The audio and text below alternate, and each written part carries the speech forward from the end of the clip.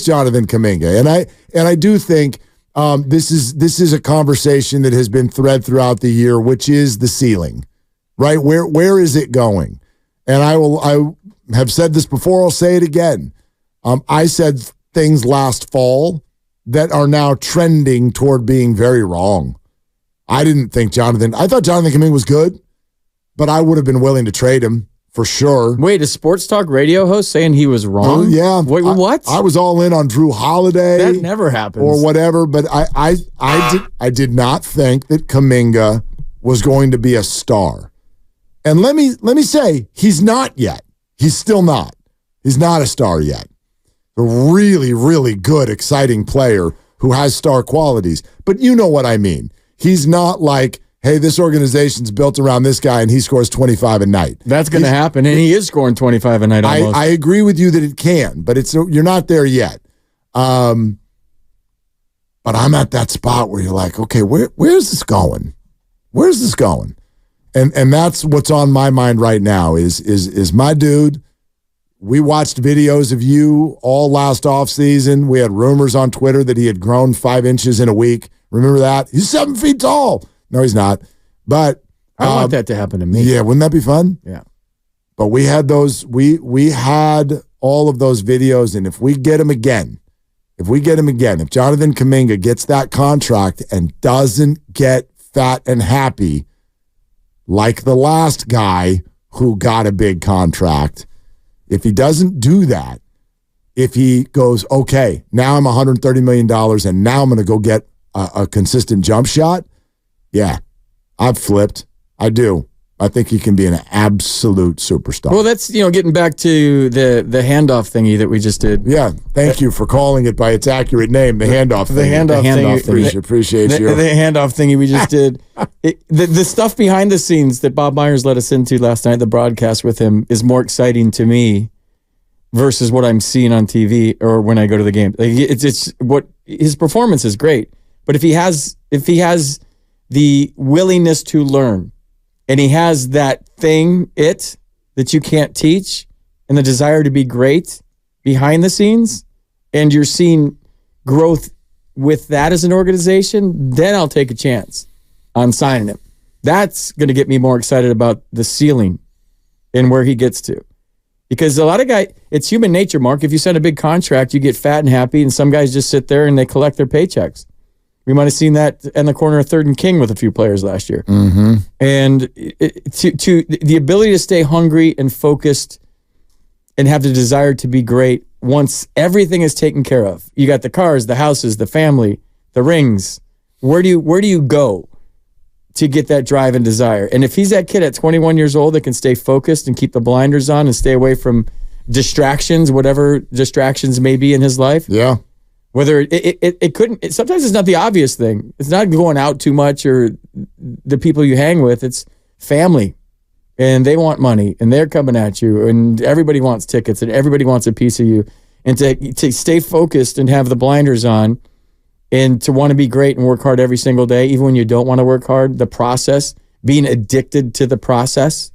A lot of guys aren't addicted to the process. That's the thing. They just want to go out and play, and they want to get 3 hits, or they want to score 30 points. But they're not addicted to the process. What makes Steph so great? He's addicted and loves the process. He's maniacal. He loves it. Like I sometimes I've thought about this. The guys that we revere the most, and I'm not saying we shouldn't, but they're maniacs. They kind of have a screw loose. Tom Brady had a screw loose. Yeah. Like, what are you doing, dude? You've got all the rings and you're 40. Why do you want another? And he's like, I do. And Max, then I go. Max Scherzer was like that. Is he? Yeah. Yeah. Hardest working dude between starts I've ever seen. And he has all the money, right, and all the rings and all the Cy Youngs. And we can tell sometimes what drives them. Michael Jordan was driven almost by like an anger, like I'm going to prove you that I'm going to embarrass you. Kobe mimicked that, but did so, I thought, in a much more thoughtful way. Like, this is one of my favorite things to do on social media. I don't know why it took so long for this to happen, but like, if you just open your search bar on Instagram, like, I feel like Kobe Bryant, and maybe this is just because of what I search, Kobe Bryant is there a lot. And I feel like he's always doing an interview in a very, obviously he's not with us anymore, these are old videos, but I mean, like, he's doing an interview in a non-traditional place. right? He's at some TED Talk or whatever, and he's talking about the philosophy of being great. He fires me. Or the way that he would practice. Oh, that guy over there gets up at 7 in the morning every day and practice. Great. I've already been at the gym for 3 hours. And I'm going to be there again at 4 o'clock for my second workout when that guy is sitting around eating Cheez-Its. And the way he would talk about it was so thoughtful. But at the same time, you're like, dude, you're a maniac. Did you see the Redeem team? Of course. And the guys were coming in Vegas, and he was going to work out. He has gloves on. He was going to work out, and they're coming in from the club. And they were like, oh man. Oh, God. We better turn it up. I think we need another level. Yeah. Yeah. So people like that, and I'm not saying Jonathan needs to be that. We're talking about people who are on the absolute maybe highest of the high. I don't think you can teach this, Bart. I agree. I think it's something innate that you either have or you don't have. You can tell a guy that he's not working hard enough, or Kobe did this, or Steph did this, and they might go, okay. And they might do it for a second. But I don't know. Maybe I'm wrong. Maybe you can get, in my experience as a coach, I just thought you either have it or you don't. It's either in there or it isn't. Well, a lot of people think they're working hard. They're not. I used to say that all the time. You think you're working hard? Right. Such a dad thing to say. You took 20 swings off the tee. Looking at your kid. No, like, this you think you're working hard? This was in San Jose with professionals. Yes. I'm like, you guys think you're working hard? Hey, if 20 swings on the tee does it for you, listen, okay. I teach college classes. I hope you got your degree. It's hilarious. These cute little things are always like, Professor, could I have an extra day because I've got a lot going on? I'm like, oh, did you have a class yesterday too? Are you okay? But I'm not. I don't say that to him, but I know, because I was 21 once also, that when you're 21, you think you're working hard. I've got 5 classes all in the same week. My famous line was, did you get good grades in college? I hope you did. Because if you think 20 swings on the tee is going to get you to AA, exactly. It's not. So this has not been talked about with Jonathan Kuminga. And I really think that this is the deal. How will he be affected by the second contract? That's my question. I see the skill and I see the willingness to really, you can tell that Jonathan worked hard in the offseason. You can tell. And I like what you just said on the handoff thingy. When you said that you can tell that Kuminga is taking teaching. The communication between Kuminga and the Warriors has finally clicked within the last 2 months. It's finally clicking.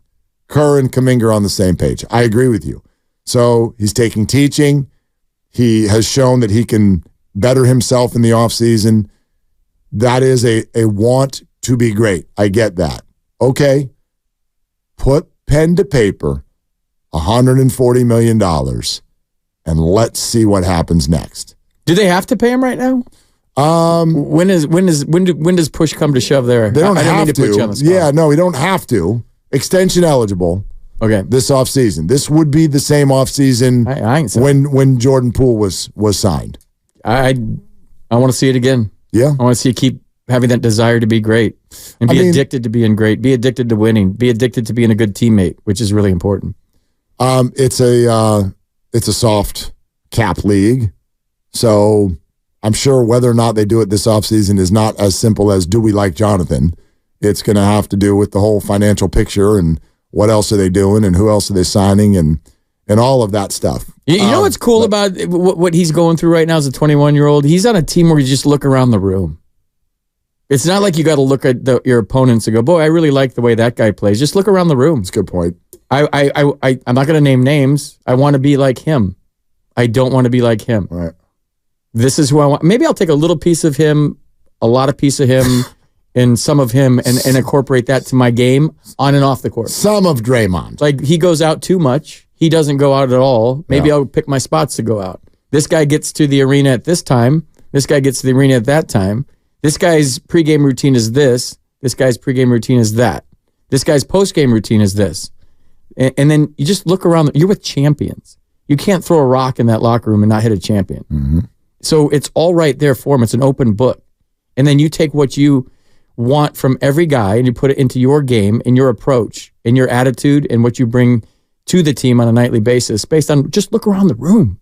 Do you know how much, as a young player, do you know how cool it would have been if I was on the Yankees and I just had to look around the room and I'd be like, I did that on teams that didn't win. I can't imagine being around champions, like the best players maybe ever to walk, the best shooter to ever walk the face of the earth. Two of the best shooters. Like if I want to improve my jump shot game.